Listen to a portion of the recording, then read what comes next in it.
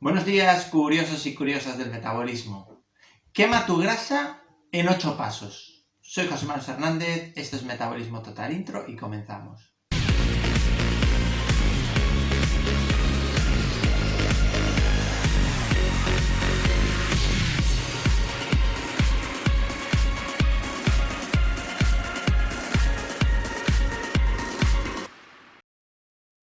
En este canal no hacemos más que hablar de metabolismo, de mejorar nuestro metabolismo, de eliminar enfermedades metabólicas, como puede ser la diabetes, como puede ser el síndrome metabólico, la hipertensión, o sea, todas las enfermedades que vienen derivadas de problemas metabólicos.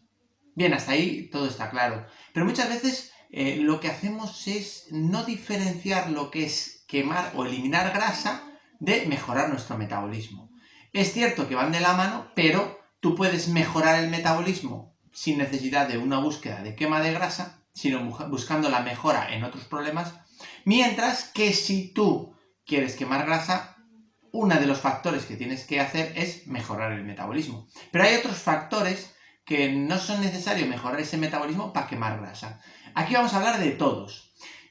Hay que tener en cuenta que esto que vamos a decir ahora está destinado para personas que no tengan ningún tipo de problema, ningún tipo de situación a resolver, ningún tipo de enfermedad. No vale para personas con diabetes, no vale para personas con hipertensión, no vale para personas que tengan una enfermedad autoinmune, etc. Porque al final ya sabemos, y nosotros desde aquí abogamos al máximo por que las consultas o los tratamientos tienen que ser personalizados porque para cada persona es un mundo, pero más aún así cuando estamos hablando de personas que tienen algún tipo de enfermedad.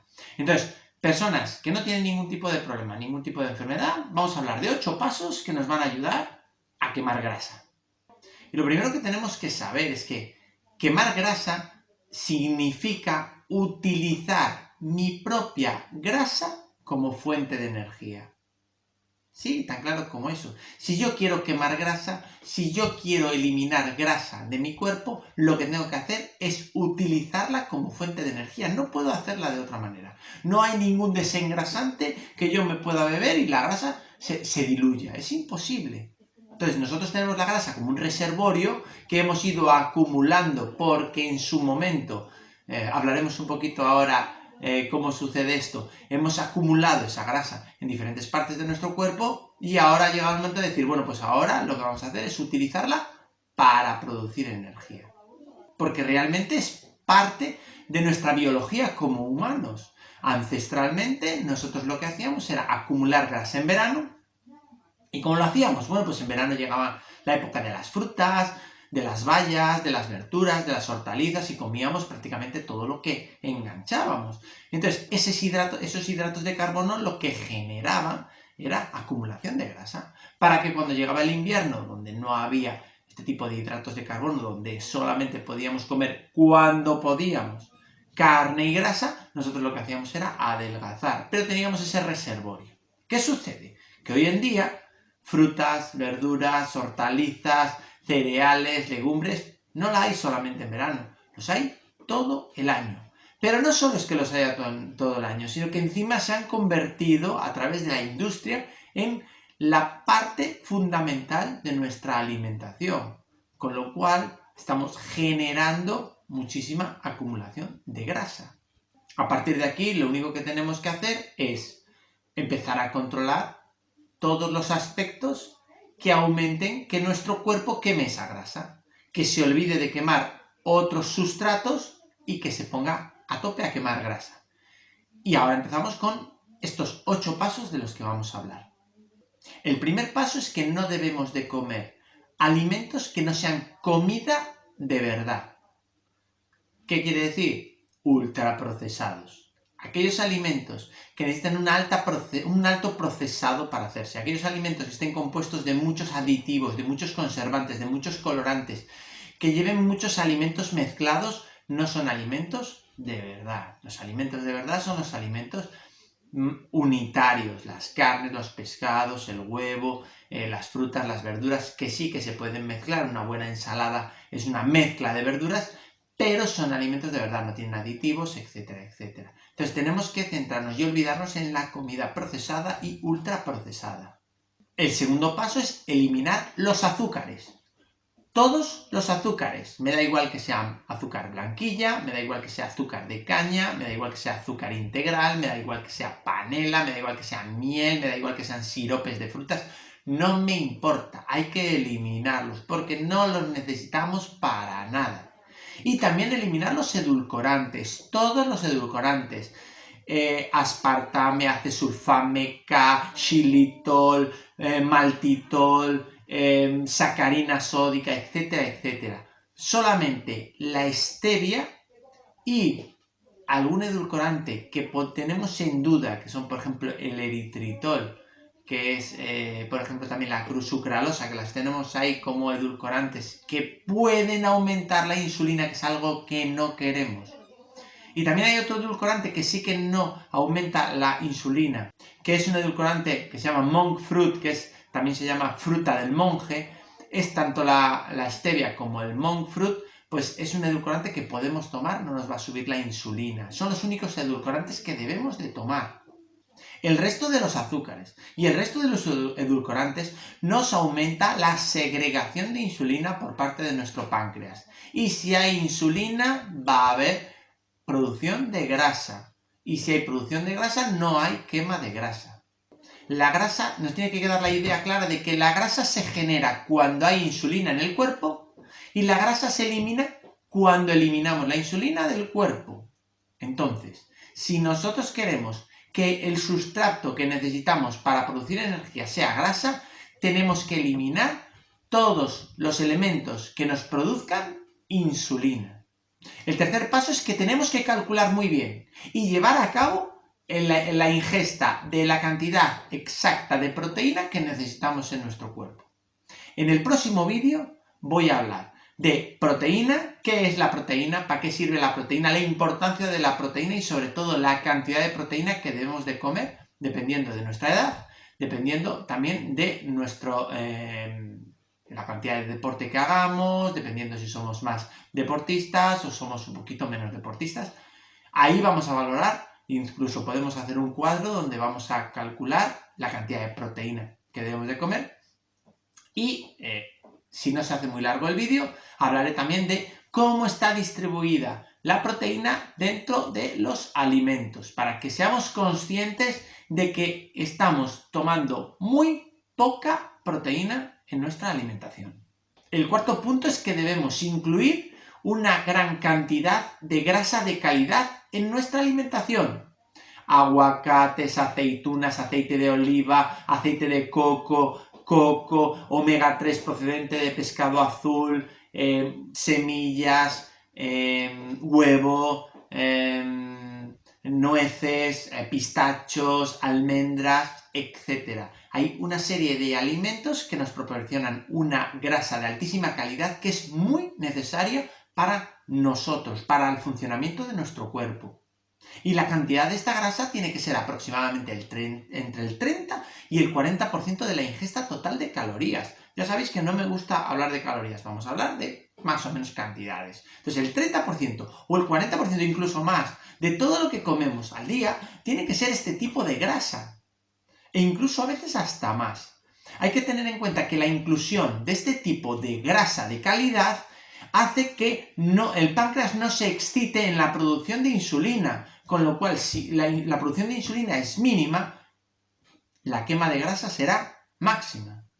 El quinto punto es que hay que eliminar una serie de carbohidratos. No estoy diciendo que haya que eliminar todos los carbohidratos, ni mucho menos, pero es importante eliminar una serie de carbohidratos hasta alcanzar la grasa que nosotros creemos que es correcta en nuestro cuerpo y a partir de ahí podemos empezar otra vez a incluir esa serie de carbohidratos.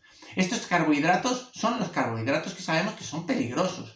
Los cereales, los tubérculos, los almidones como el plátano, la patata, la yuca, bueno, tubérculos en sí también, los zumos de frutas e incluso tener un poquito de cuidado también con las legumbres, sobre todo algunas de ellas como el cacahuete o la soja.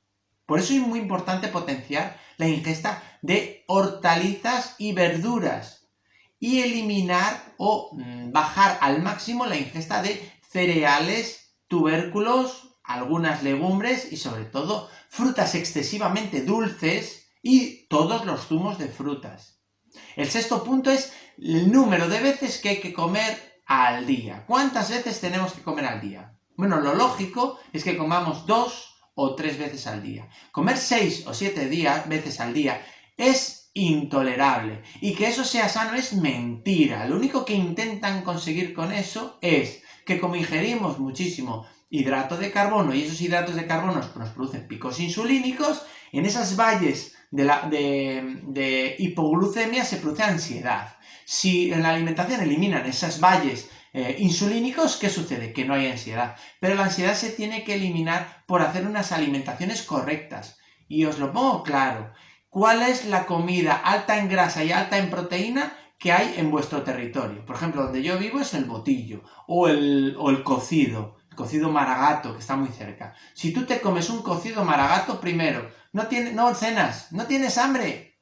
Y segundo, no tienes ansiedad. ¿Por qué? Porque has comido una alta ingesta de grasa y de proteína, también de hidrato de carbono, pero eso lo que va a hacer es que no tengas ansiedad y no tengas hambre, y eso es lo que necesitamos. Comidas de calidad, altas en proteína, altas en grasa, altas en carbohidratos de calidad, verduras y hortalizas, y eso nos va a llevar a que con 2 o 3 ingestas al día estaremos genial y comenzaremos a quemar grasa. Es más, al equilibrar después, puede haber veces que no tengas ganas ni de comer, lo que os decía antes, después de comer un cocido. No me apetece cenar. No cenes. No es necesario. Amplía ese periodo de ayuno. Amplía ese periodo de ayuno. No pasa nada, es fantástico, es maravilloso para el cuerpo. Es más, el séptimo punto son periodos de ayuno. Los ayunos nos ayudan muchísimo a quemar grasa. Ayunos por encima de 12 horas ya nos están dando una serie de beneficios corporales que nos están haciendo entrar en un estado que se llama cetosis alimentaria, que es un estado muy bueno. Pero en cuanto pasemos el ayuno de 14 horas, estamos generando hormona de crecimiento, fabuloso para nuestra salud.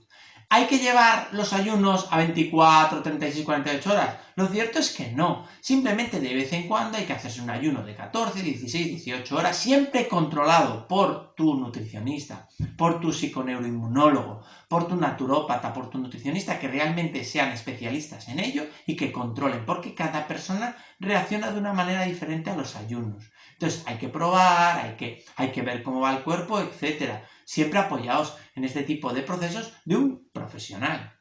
Y el octavo punto en el que vamos ahora mismo va a ser el ejercicio. Fundamental el ejercicio. Recordad, 2 tipos de ejercicio. Por un lado, ejercicio aeróbico. Tenemos que centrarnos en que en el ejercicio aeróbico podemos hacer 2 cosas. O hacer HIITs, que son alta intensidad, poco tiempo. Por ejemplo, saltar a la comba durante 30 segundos a tope, descansar 2 minutos. O hacer jumping durante 1 minuto a tope y descansar 10 minutos. Otro minuto a tope y descansar 10 minutos.